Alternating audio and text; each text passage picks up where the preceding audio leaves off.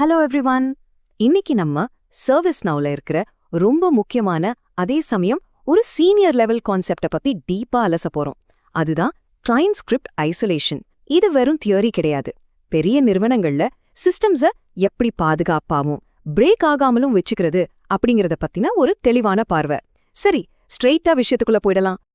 இந்த அலசல்ல நம்ம பார்க்க போற முக்கிய விஷயங்கள் இதோ: சீனியர் டெவலப்பர்களுக்கான ட்ராப், ஸ்கிரிப்டிங் கியாஸ், ஐசோலேட் ஸ்கிரிப்டோட என்ட்ரி, ரியல் வேர்ல்ட்ல நாம ஃபேஸ் பண்ற டீபகிங் சினாரியோஸ், அப்புறம் பெஸ்ட் பிராக்டிசஸ். பேசிக்ஸ்ல ஆரம்பிச்சு ஆர்கிடெக்சரல் மாஸ்டரி வரைக்கும் இன்னைக்கு கவர் பண்ண போறோம். Okay, section 1 senior developer drop, அதாவது அடிப்படைகளை தாண்டி யோசிக்கிறது. இப்போ ஒரு இன்டர்வியூல உங்ககிட்ட இப்படி ஒரு கேள்வி கேட்கப்படுது: கிளையன்ட் ஸ்கிரிப்ட்ல ஐசோலேட் ஸ்கிரிப்ட்னா என்ன, அதோட யூஸ் என்ன? கேட்கறதுக்கு ரொம்ப சாதாரணமா தோணும். ஆனா நிஜத்துல இது ரொம்ப பவர்ஃபுல்லான ஒரு ட்ராப். கிளையன்ட் சைட் செக்யூரிட்டியை பத்தியும் ஸ்கோப்ட் அப்ளிகேஷன் ஆர்கிடெக்சரை பத்தியும் உங்களுக்கு எவ்வளவு டெப்த் நாலேஜ் இருக்குன்னு டெஸ்ட் பண்ற கேள்வி இது. இந்த கேள்விக்கு 2 விதமா பதில் சொல்லலாம். ஒரு பிகினர் என்ன சொல்வாங்க?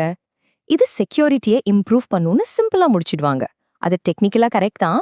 ஆனா ஒரு சீனியர் டெவலப்பர் எப்படி பதில் சொல்வாங்க தெரியுமா? இது குளோபல் ஜாவாஸ்கிரிப்ட் அக்சஸை ரெஸ்ட்ரிக்ட் பண்ணும், முரண்பாடுகளை தடுக்கும், சிஸ்டம் ஸ்டெபிலிட்டியை உறுதி செய்யும் அப்படின்னு கிளியரா சொல்வாங்க. இந்த லெவல் அண்டர்ஸ்டாண்டிங் தான் பெரிய நிறுவனங்கள் உங்ககிட்ட எதிர்பார்க்குற ஒரு விஷயம். அடுத்து செக்ஷன் 2, என்டர்பிரைஸ் ஸ்கிரிப்டிங் கியாஸ், அதாவது உலகளாவிய அளவில நடக்கிற மிகப்பெரிய குழப்பங்கள். 50,000 சும்மா யோசிச்சு பாருங்க.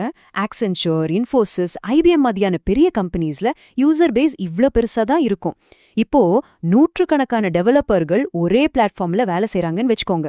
விஷயங்கள் எவ்ளோ சீக்கிரமா நம்ம கண்ட்ரோல்ல விட்டு போகும்னு இமேஜின் பண்ண முடியுதா?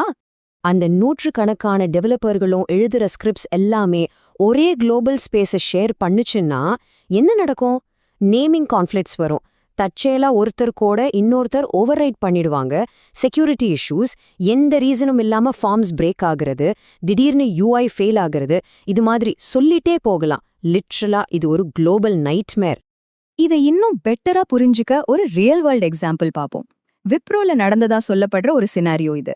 ஹெச்ஆர் மாடியூல், ஐடிஎஸ்எம் மாடியூல் ரெண்டுலயுமே டெவலப்பர்ஸ் வேலிடேட் யூசர் அப்படிங்கிற அதே பெயர்ல ஒரு ஃபங்க்ஷனை கிரியேட் பண்றாங்க. இப்போ இங்க ஐசோலேஷன் இல்லனா என்ன ஆகும்? சிஸ்டம் டோட்டலா கன்ஃபியூஸ் ஆகி தப்பான ஃபங்க்ஷனை எக்ஸிக்யூட் பண்ணிடும். வெறும் ஒரே நேம்ல 2 ஃபங்க்ஷன் இருக்கிறதால மொத்த யூஐயும் அன்ஸ்டேபிள் ஆயிடும். எவ்வளோ பெரிய ரிஸ்க் பாருங்க. சரி, இதுக்கான சொல்யூஷன் என்ன? அதுதான் செக்ஷன் 3, ஐசோலேட் ஸ்கிரிப்டோட அறிமுகம். இது ஒரு சாண்ட்பாக்ஸ் தீர்வுன்னு சொல்லலாம். அப்படின்னா என்ன? ஐசோலேட் ஸ்கிரிப்ட் அப்படிங்கிறது எக்ஸ்டர்னல் அல்லது குளோபல் ஜாவாஸ்கிரிப்ட் ஆப்ஜெக்ட்ஸை ஆக்சஸ் பண்ண விடாம தடுத்து உங்க கோட ஒரு சாண்ட்பாக்ஸ்குள்ள ரன் பண்ண வைக்கிற ஒரு கிளையன்ட் ஸ்கிரிப்ட் செட்டிங். இந்த சாண்ட்பாக்ஸ் அப்படிங்கிற வார்த்தையை நல்லா நோட் பண்ணிக்கோங்க.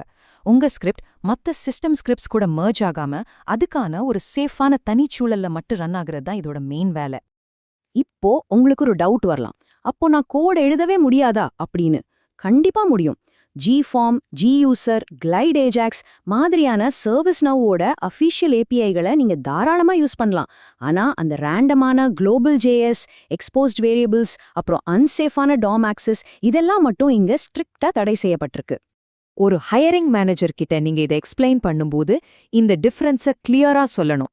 ஐசோலேஷன் இல்லாம ஸ்கிரிப்ட்ஸ் எல்லாம் குளோபல் ஸ்பேஸை ஷேர் பண்ணி அடிச்சுக்கிற ஒரு நிலைமையிலிருந்து ஒவ்வொரு ஸ்கிரிப்டும் பாதுகாக்கப்பட்ட தனி ஸ்கோப்ல சேஃபா எக்ஸிக்யூட் ஆகிற மாடர்ன் ஆர்கிடெக்சருக்கு மாறுறதுதான் ஒரு ரியல் ஆர்கிடெக்டோட success. Next, section 4, real world debugging scenarios. System break ஆகும்போது என்ன நடக்குதுன்னு பார்க்கலாம். டெக் மஹிந்திரால நடந்தலா சொல்லப்படுற ஒரு இன்சிடென்ட்டை பார்ப்போம். ஒரு இன்சிடென்ட் ஃபார்ம் ரேண்டமா பிரேக் ஆகுது. சில ஃபீல்ட்ஸ் திடீர்னு ஹைட் ஆகுது. வேலிடேஷன்ஸ் ஃபெயில் ஆகுது.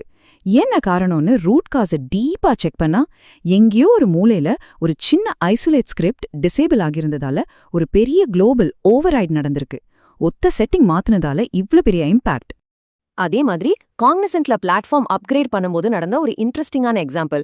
பழைய ஸ்கிரிப்ட்ஸ் நிறைய குளோபல் விண்டோ ஆப்ஜெக்ட்ஸை டிபெண்ட் பண்ணியிருந்துச்சு. புது ரிலீஸ்ல ஸ்ட்ரிக்டான ஐசோலேஷன் வந்ததால அந்த அன்சேஃப் டாம் ஆக்சஸ் எல்லாம் பிளாக் ஆகி லெகசி ஸ்கிரிப்ட்ஸ் எல்லாம் அப்கிரேட் அப்போ தடாலடியா பிரேக் ஆயிடுச்சு. இந்த எவல்யூஷனை கொஞ்சம் கவனிங்க. முன்னாடியெல்லாம் நேரடியா டாம் மேனிபுலேஷன் பண்றது, குளோபல் ஜாவாஸ்கிரிப்ட் யூஸ் பண்றதுன்னு டெவலப்மெண்ட் இருந்துச்சு. ஆனா மாடர்ன் ஆர்கிடெக்சர்ல அது வேலைக்காகாது. Isolated scripts, only API usage, scoped applications இதுதான் இப்போதைய ட்ரெண்ட். ஏன்னா அப்போதான் ஹெச்ஆர், ஐடிஎஸ்எம், செக்யூரிட்டின்னு எந்த மாடியூலும் ஒன்னோடொன்னு மோதிக்காம இண்டிபெண்டா ரன் ஆகும். ஃபைனலா செக்ஷன் 5 பெஸ்ட் பிராக்டிசஸ் மற்றும் ஒரு சீனியர் ஆர்கிடெக்ட் மைண்ட் செட் எப்படி இருக்கும்னு பாப்போம். உங்களுக்கான ஒரு இன்டர்வியூ டிராப். ஐசோலேட் ஸ்கிரிப்டை எனேபிள் பண்ணிட்டா அது ஜி-ஃபார்மை பாதிக்குமா? இது நிறைய பேர் கன்ஃபியூஸ் ஆகுற கேள்வி. நம்ம கொஞ்ச நேரம் முன்னாடி பார்த்த ஏபிஐ கான்செப்டை லைட்டா ரீகால் பண்ணி பாருங்க. Absolutely no. இல்ல, ServiceNowவோட அஃபிஷியல் ஏபிஐஸ்களான ஜி-ஃபார்ம், கிளைடேஜாக்ஸ் இதெல்லாம் இந்த ஐசோலேட்டட் ஸ்கோப்குள்ளேயும் பக்கா பர்ஃபெக்டா எந்த பிரச்சனையும் இல்லாம வேலை செய்யும். சிஸ்டம் கொடுக்கிற பில்ட்-இன் டூல்ஸ் எல்லாமே சாண்ட்பாக்ஸ்ல 100% சேஃப். சரி, அடுத்த அல்டிமேட் டிராப் கேள்விக்கு வருவோம். நாம ஐசோலேட் ஸ்கிரிப்ட் டிசேபிள் பண்ண முடியுமா? இந்த கேள்விதான் வெறும் ரூல்ஸ் அப்படியே ஃபாலோ பண்றவங்களையும் நிஜ உலக எக்ஸ்பீரியன்ஸ் இருக்கிற சீசன்டு டெவலப்பர்களையும் பிரிச்சு காட்டுற இடம். பதில் எஸ், டிசேபிள் பண்ணலாம். ஆனா ரொம்ப கண்ட்ரோல்டான legacy scripts, third party JS dependencies இல்லனா பழைய ஷேர்ட் குளோபல் யூட்டிலிட்டிஸ்க்கு மட்டும்தான். ஒரு ட்ரூ சீனியர் டெவலப்பருக்கு இதை எப்பவும் எனேபிள் பண்ணி வைக்கணும்னு தெரியும். அதே சமயம் பழைய கம்பேட்டிபிலிட்டிக்கு தேவைப்படும் போது இதை எப்போ டாக்டிக்கலா டிசேபிள் பண்ணணுங்கிற விவேகமும் இருக்கும். இந்த பெஸ்ட் பிராக்டிசஸ் டேபிளை பாருங்க. ஐசோலேட் ஸ்கிரிப்டை எனேபிள் பண்ணணும், அஃபீஷியல் ஏபிஐகளை யூஸ் பண்ணணும், டாம் மேனிபுலேஷனை கண்டிப்பா அவாய்ட் பண்ணணும். இதெல்லாம் என்ன செய்யணும்னு சொல்றது. ஆனா ஏன் செய்யணும்? ஏன்னா அப்போதான் நமக்கு சேஃபான பிளாட்ஃபார்ம், சுலபமான அப்கிரேட், அப்புறம் ஸ்டேபிளான யூஐ கிடைக்கும். இந்த அப்படிங்கிற காரணத்தை புரிஞ்சுக்கிறது தான் என்டர்பிரைஸ் மாஸ்டரிக்கான சீக்ரெட். பெரிய கம்பெனிஸ் எப்படி அவங்களோட பழைய இன்ஸ்டன்ஸுகளை க்ளீன் பண்றாங்கன்னா, HCL டெக்கோட ஒரு அப்கிரேட் மைக்ரேஷன் ஸ்டெப்ஸை வச்சு பார்ப்போம்.